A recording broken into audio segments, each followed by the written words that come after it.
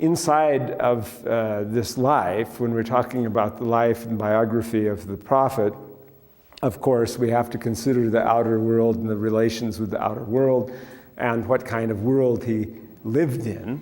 And we also have to consider why especially a biography of the prophet. So we'll start with that.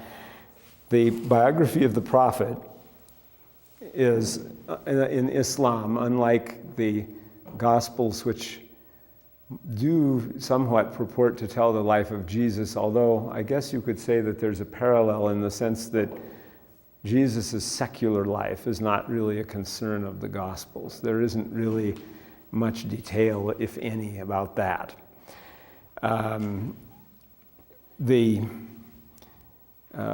Nevertheless, the life of the founding figure is very paradigmatic, and in the Gospels, as we've said, it's a narrative. But in Islam, the Quran is not a narrative of the life of the prophet with his pronouncements stuck in it. Rather, it is lacking in that. And similarly, the hadith, although very extensive, as I said, there are thousands and thousands of hadiths.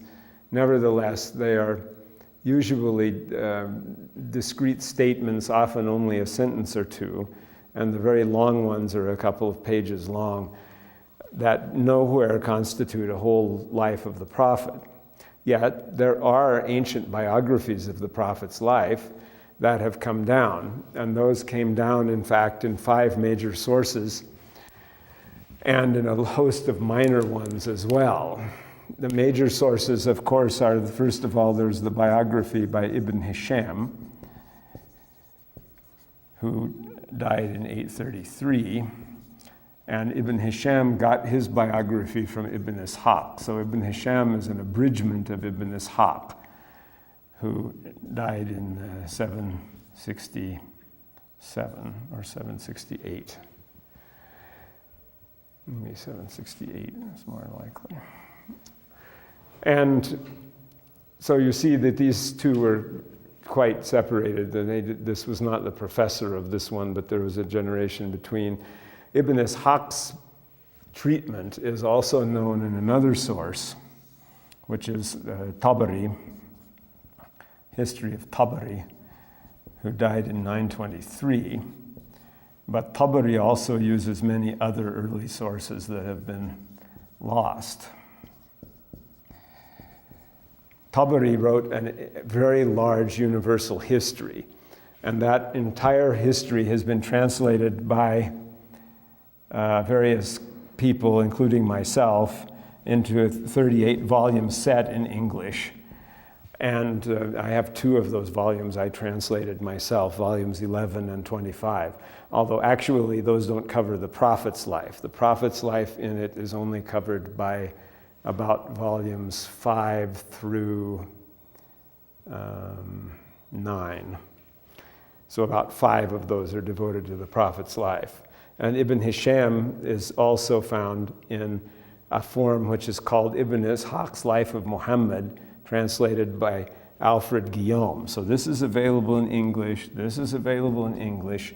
Then there's another writer called Ibn Sa'd, who had a kind of a biographical dictionary of the Muslim religious leaders, transmitters, and so on for the first 200 years of Islam. And of that, 2 of 8 volumes are devoted to the prophet's biography. So this is also about 8 volumes, and that's been translated. The 2 volumes that relate to the prophet have been translated anyway, of that. And then there's 2 other sources, which are Baladhari, who died in 892, and Waqidi, who died in 822, I think. And so, anyway, one can see from this that there is a substantial amount of time lapse between the life of the prophet and all of these sources and the dates in which they were writing down things, which included a period of oral transmission, and sometimes that is used as a basis for attacking the story.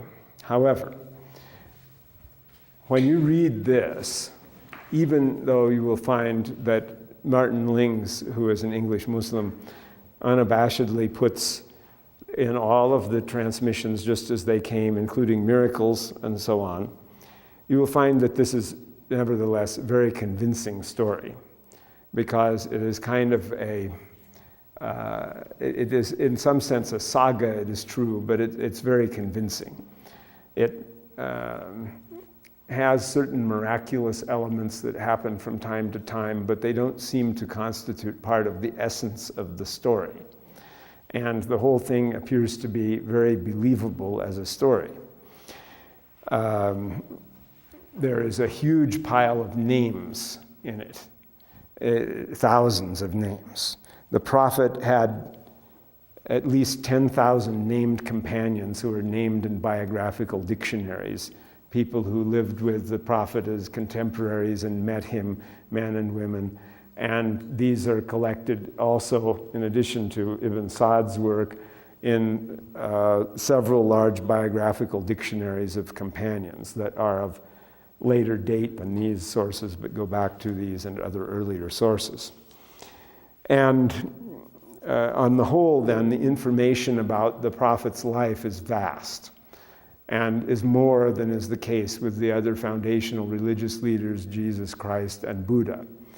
And sometimes it's said that Muhammad is the first prophet to come in the full light of history, or something like that. You can find that said in certain Western history books that record that. And of course, in the postmodern period that we're in now, people wouldn't say that kind of thing anymore, and they would draw back from saying something like that. But attempts to attack the prophet's biography have been fairly unsuccessful because of the massive detail that is in it. It's overwhelmingly more detailed, and you will see that when you read it, than other accounts.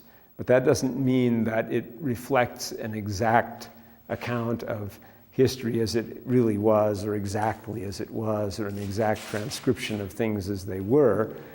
However, it is more historical in the sense that there's a lot of information involved there about it. Even though there's this 150-year period or so of transmission, which is largely oral. One of the reasons that that doesn't matter and that it still is convincing is that it has so many chains of transmission and so much circumstantial detail that it couldn't possibly be fabricated. Or, put another way, if it were fabricated, then one would have to give up teaching anything whatsoever about ancient history, because the prophet's biography is surely known at least as well as anything else in ancient history could possibly be. And that would pretty much be the situation. Okay, so much for the source aspect of it.